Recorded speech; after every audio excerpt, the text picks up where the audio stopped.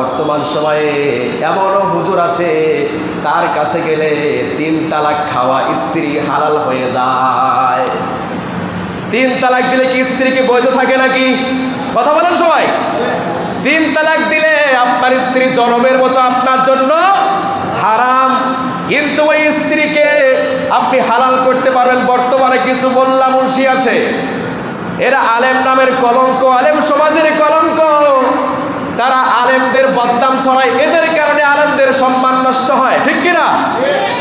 এদের কাছে গেলে 3 তালাক প্রাপ্ত স্ত্রী পর্যন্ত হালাল হয়ে যায়। ফতোয়া নিতে যায়, হুজুর 3 তালাক দিয়েছি, দেখেন তো আমার স্ত্রীটাকে কোনোভাবে আবার মিলিয়ে দেওয়া যায় কিনা। স্ত্রী যখন তালাক প্রাপ্ত হয়ে যায়, এটাকে হারাম করেছেন মহান আল্লাহ তাআলা, কিন্তু এটাকে আবার বৈধ করেছে এই মোল্লা।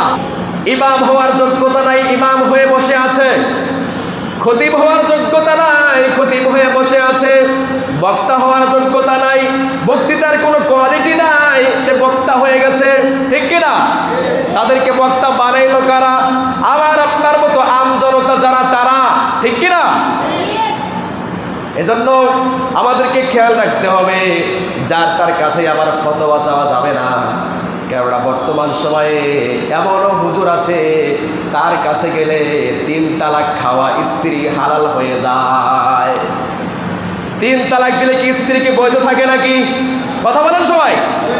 3 তালাক দিলে আপনার স্ত্রী জনমের মতো আপনার জন্য হারাম, কিন্তু ওই স্ত্রীকে আপনি হালাল করতে পারবেন। বর্তমানে কিছু মোল্লা মুন্সি আছে, এরা আলেম নামের কলঙ্ক, আলেম সমাজের কলঙ্ক।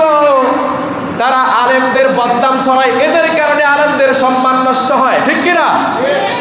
এদের কাছে গেলে 3 তালাক প্রাপ্ত স্ত্রী পর্যন্ত হালাল হয়ে যায়।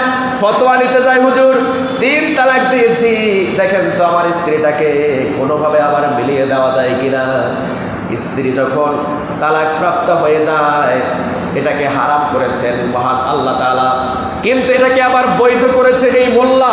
রাত্রেবেলা হুজুরের কাছে গিয়েছে, হুজুর আমার স্ত্রীকে 3 তালাক দিয়েছি, ভুলবশত রাগের চোটে 3 তালাক দিয়েছি, এখন আপনি একটু ব্যবস্থা করে দেন।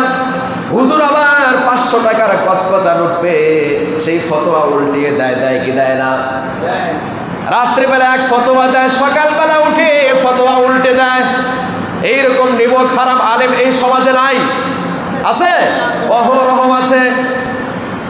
এই সমস্ত ওলামায়ে কেরামকে বলবো, এই সমস্ত ভণ্ড আলেমদেরকে বলবো, ভাই তুমি জুমার মিম্বার তোমার জন্য নয়, তুমি মাটি কেটে ভাত খাও, তোমার জন্য ভালো হবে। কেননা এই চেয়ারটা হলো রাসূলুল্লাহর চেয়ার, এই চেয়ার হলো আল্লাহর নবীর চেয়ার। এই চেয়ার থেকে সদা সর্বদা আল্লাহর নবী সৎ কথা বলেছেন, হক কথা বলেছেন, ঠিক কিনা? অতএব এখান থেকে যে বা জানাই এই চেয়ারে বসবে, তাদের জন্য সর্বপ্রথম যে কাজটা করতে হবে, সমাজের ভিতরে যেই সমস্ত অন্যায় অপরাধ আর অশ্লীল কাজকলাপগুলো হয়, সেগুলোকে একটা একটা করে নোট করতে হবে। আর জনসম্মুখে দ্ব্যর্থহীন কণ্ঠে সেগুলো মেম্বার থেকে বলতে হবে, ঠিক কিনা?